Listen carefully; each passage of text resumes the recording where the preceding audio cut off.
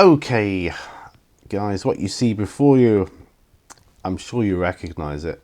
It's the Mythic Game Master emulator, known to many as the granddaddy of the solo Game Master emulators, the Oracle of Oracles, the Mythic system. And just so that you are a little bit up to speed on what it's all about, this takes the place of a game master essentially, and you think, how can that be? Well, depends on if you're playing solo or with a group, because you can do it either way. If you're playing in a group, it essentially enables, obviously, if you are used to running games and being a game master, GM, DM, whatever you call yourself, storyteller, I'm sure there's been times when you felt, I wouldn't mind playing a game of this as a character, you know, not just an NPC. So this actually gives you that opportunity. Now, I have only used this as a soloist, delving into the solo RPG thing. As soon as, you know, things in the world go back to a little bit more normal, and we can have games with people again, then I'm going to try it out in a group, see how that works. But essentially, the Mythic Game Master emulator runs from a fate chart to get your questions. Might be easier if I look in the back here first of all. Well, first of all, actually, we'll cover this. Now, this is like a sheet how you set up your game on. It's essentially breaking down your game into scenes, scene setup. You just quickly write it down. You write your adventurers notes up here, list of characters that are pertinent to your game at the time. So it might start off with just one, you or you on your own. You know, Freds. You've got to have a Fred, and a chaos factor on for this starts at 5. I'll explain what that means in a moment. Now you have these other tables, if I can just find them. There we go. There's the fate chart. I know I'm a little bit all over the place with this, but these are odds basically on a yes/no question. Now, when you're soloing, you've got to have a little bit of common sense to say what are your odds, from impossible, no way, very likely, unlikely, 50-50, somewhat likely, likely, very likely, near sure thing, a sure thing, or has to be. Now, when you start your game, you start with a chaos factor of 5. Okay, that's kind of in the middle there. And 50-50, if you roll on a D100 50 or less, you get a yes answer. If you roll over 50, you get a no answer. Now, you see it's got like 2 numbers either side of it. If you roll under the small number on the left, that's an extreme yes, and if you roll over the small number on the right, that's an extreme no. Now, examples of extreme yes and no. Is the dungeon room occupied? Yes, no. If you roll yes, there's a monster or creature in there. If you roll extreme yes, perhaps there's more than one in there.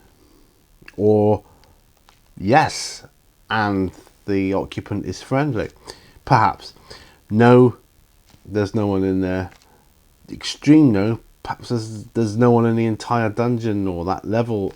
You know, you've got to work out how to fit the logic into your oracle question, and this is known as an oracle, where it gives you a yes/no answer. Right, over here we have the event focus table. Now, when you start, and sometimes when you roll doubles on this, you have to do this, and this is how you change it up.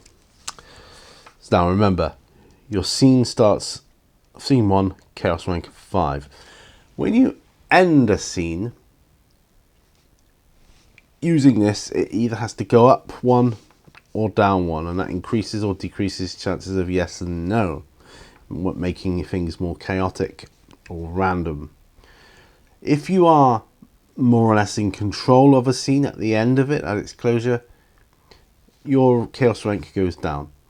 If you're a little bit out of control, things got a little bit out of your control, it goes up one, and it has to go up or down, remember, at the end of each scene. When you roll an event focus table, you roll a D100, it tells you what it relates to. From a remote event, NPC action, introduce a new NPC, move towards a thread, move away from a thread. You got like close a thread, PC negative, positive, ambiguous, and the same with NPCs. Then you roll on these two tables. Okay, now these are the event meaning action and the event meaning subject. Now you could roll disrupt, travel. Okay, so something happens to disrupt your travel.